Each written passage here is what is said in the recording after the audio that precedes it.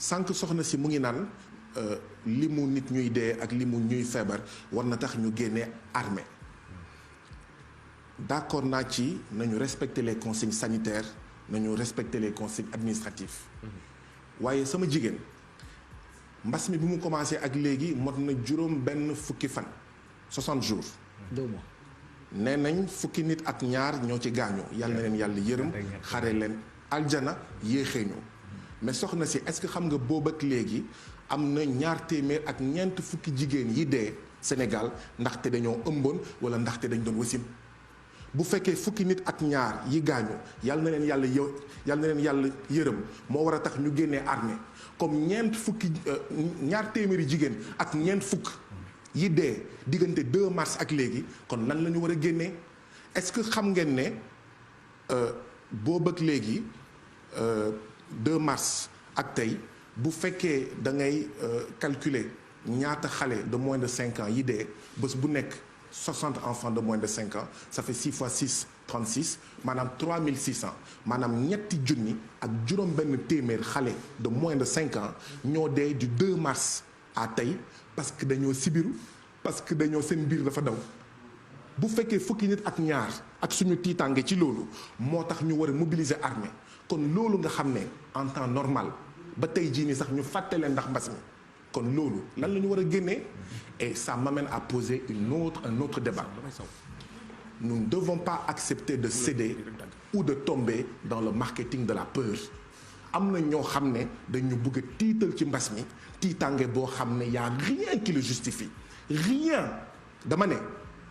4 femmes yuy dee bés bu nekk d'une grossesse ou des suites d'une grossesse multiplié par 60 jours ça fait 4 fois 6 24 240 femmes lan moo ñu war a tiital 12 personnes mortes yàlla na leen yàlla yërëm wala 240 femmes qui ont perdu la vie en donnant la vie lan moo ñu war a tiital 60 enfants de moins de 5 ans tous les jours multiplié par 60 jours ça fait 3600 enfants lan moo ñu war a tiital 12 personnes mortes wala 3600 enfants yi dee de mort évitable biir bu daw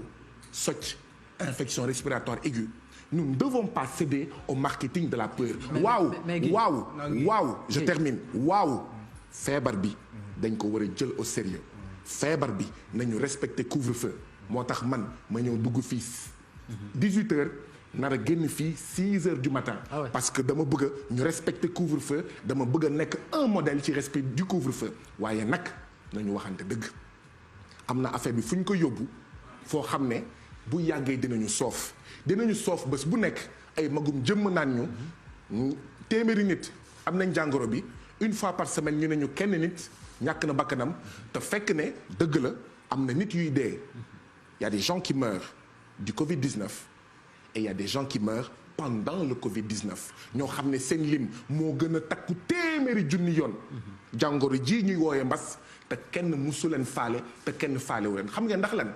parce que ñoom ñii ñu jiite seen doom du dee ndax biir bu daw du dee ndax infection respiratoire aiguë seen jabar du mës a dee en donnant la vie ñun suñuy jabar ñooy dee en donnant la vie suñuy doom de moins de 5 ans ñooy dee ndax paju c'est important tamit loolu ñu wax ko moo tax dégg naa am na ku ñàkk bakkanam yàlla na ko yàlla yërëm lii day firndeel ñun suñu position est-ce que xam ngeen ne depuis le 21 avril déposé nañ au niveau de la Cour suprême une requête boo xam ne pour que juge bi mën wax ministre de la santé mu def ay dépistage yu takku yoo xam ne nañu ubbiwaat suñu jàkk yi suñu église yi activités yi reprendre ñu dépister massivement ñi feebar